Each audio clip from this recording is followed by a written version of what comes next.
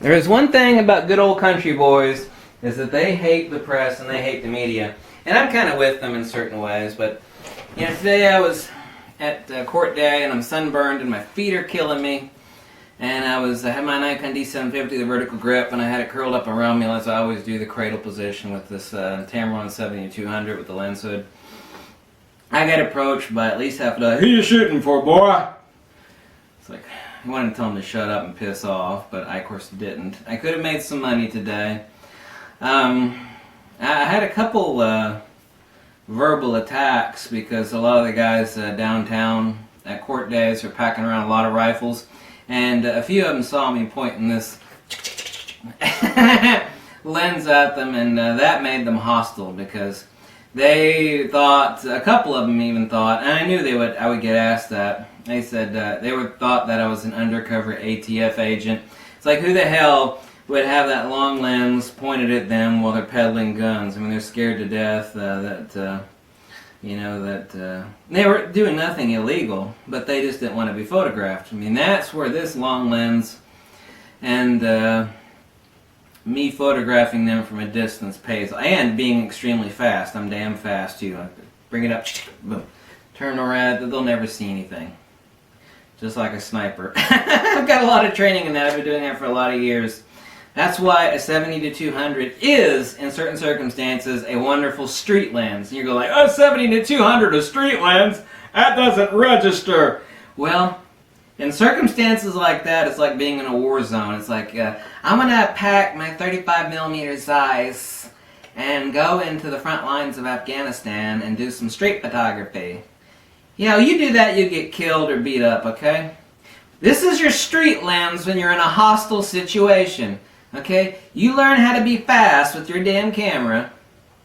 Fast. I mean, I said, you know how to compose your shit fast. Bring it up, shoot it, drop it, move on so they don't see you. Okay? That's where this is a street lens. Okay, do you get me now? Yeah, enough of that. I mentioned that in the other video. Anyway, this is a video review. Again, I'm going to do some training stuff to show you on this one for people who are interested. I've had a few people ask me. But the Fuji Xt10, I've got about a month's worth of use, well, a little over a month. I mean, I had one borrowed for 2 weeks. I finally got one, and I can come to a synopsis and conclusion. And I really am a sourpuss. I mean, there's an old saying that I've said many times, is that the person that hates everything, when they tell you something is awesome, that's probably when you should listen. But that doesn't mean anything ultimately, too. You also have to ask, well, what is the spectrum of experience of this individual? And the same thing is true of lenses. I mean, the one thing, it doesn't really piss me off. It's just people don't know any damn better. They're like, oh, this lens is excellent. Not meaning this lens specifically. This lens is excellent. And you go, well, how many lenses have you owned? I've owned 10 lenses, and this is my best. So what's your spectrum of experience to say that lens is worth buying? I mean, you might have owned 10 shit lenses, and that's just the best you've got.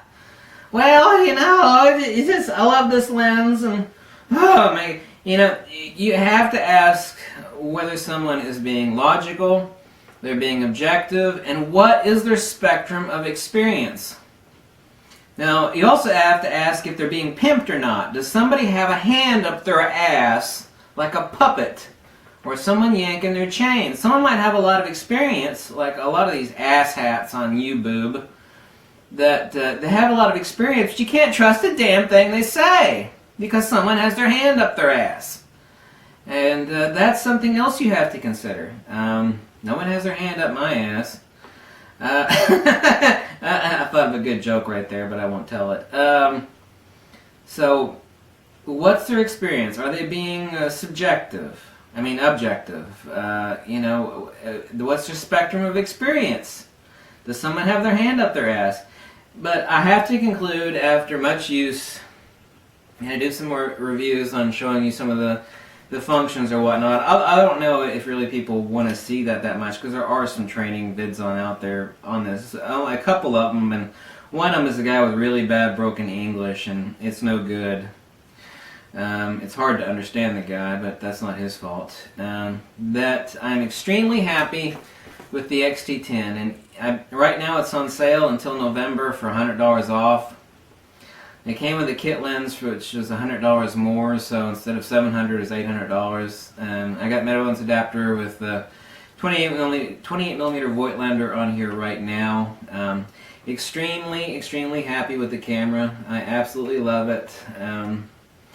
Of course, I only bought it after 2 weeks of use and borrow from Stefan, but very lightweight, very portable. I wanted something, like I said, this is going to be my motorcycle camera. It's like I've got my cars, my Nikons aren't going anywhere. They cannot be replaced. They are irreplaceable.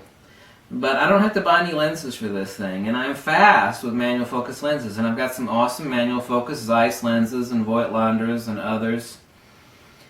And I've got a G-series Metabones adapter, including this regular F to Fuji X mount, and this camera is a wonderful little beast. And this is I wanted something that was the size of a little point and shoot, and I've had the Sony DSC RX100 Mark II and Mark III. I haven't had the Mark IV. Just the same crap with more crap added to it. Insanely expensive camera. Like I said, I've owned those two cameras collectively, the Sony DSC RX100 Mark II and Mark III, for a total of maybe 2 years total. I got rid of my Mark III recently.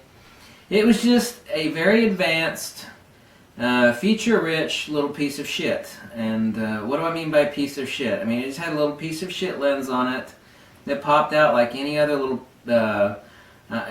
POS. Every time I think of point and shoot, I think of POS. Point and shoot, of course that would be PAS. Point and shoot and piece of shit. They both go together and they're both kind of the same thing. I wanted something that was basically the size of a little point and shoot. And by the way, this thing is cheaper than a Sony DSC RX100 Mark III. And I can do a whole lot more with it, especially since I can actually put real lenses on the thing. And you know, I've got focus peaking, and it's very well made, and it's certainly a lot better made than the point and shoot DSC RX100 Mark III that I had. It had a pop-up OLED viewfinder, but it was a tiny little piece of shit. And the Fuji Xt10 is exquisite. The viewfinder in this thing, as I've told you before, is actually much wider, much bigger. It's not as big as the Xt1, but it's still a lot bigger than any of my Nikons. And you know I've got all the Nikons. Well, most all of them. I've used all of them. But it's an exquisite little freaking camera that's made very well. It's very simple to understand. It's very straightforward. I love its retro styling, but you know, I'm not a hipster douchebag. But this is going to be my motorcycle camera, and I wanted it to replace my little piece of shit point and shoot. My expensive piece of shit, which I ditched on eBay to some sucker. It was in really good shape, but if he wants it, that's fine. I had it, and now I found something far superior for the same price that I could toss interchangeable lenses on. And to me, this is this is an incredible little freaking camera. It's got magnesium top and bottom plates. It's got the same sensor and processor as the Fuji Xt10, and I've used the Fuji Xt10 now for, I don't know, 5 days total as a borrow, so I'm familiar with it as well, and I saw no advantages in having it. I don't give a crap about the weather sealing. That doesn't mean a damn thing to me, because none of them are sealed against pervasive weather or humidity. None of them are. Only invasive. And the little bullshit dials that are on the top of the Fuji Xt10. That camera is twice as much money as this thing is. This has the same sensor, has the same processor, and 16 megapixels is enough. Okay, that's how much the $6,000 Nikon D4S has. Yeah, it's a little APS-C sensor.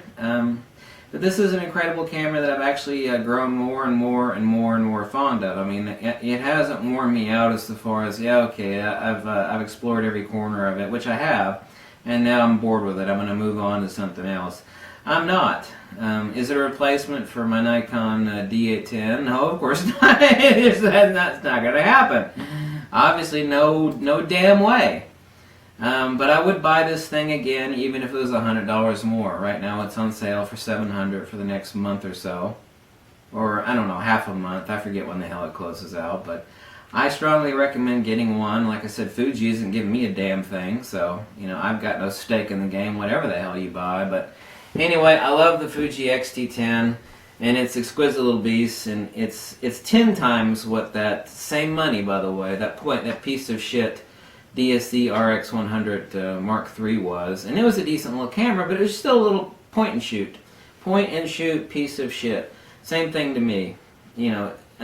Even the best point and shoots are little pieces of crap, and the Fuji Xt10 is very, very, very happy with it. It's an exquisite little camera. I never said it was a replacement for my DSLRs. It's my motorcycle to my cars, and they each have their place. So, thanks for watching. Any questions, let me know, and I'll catch you later. Bye.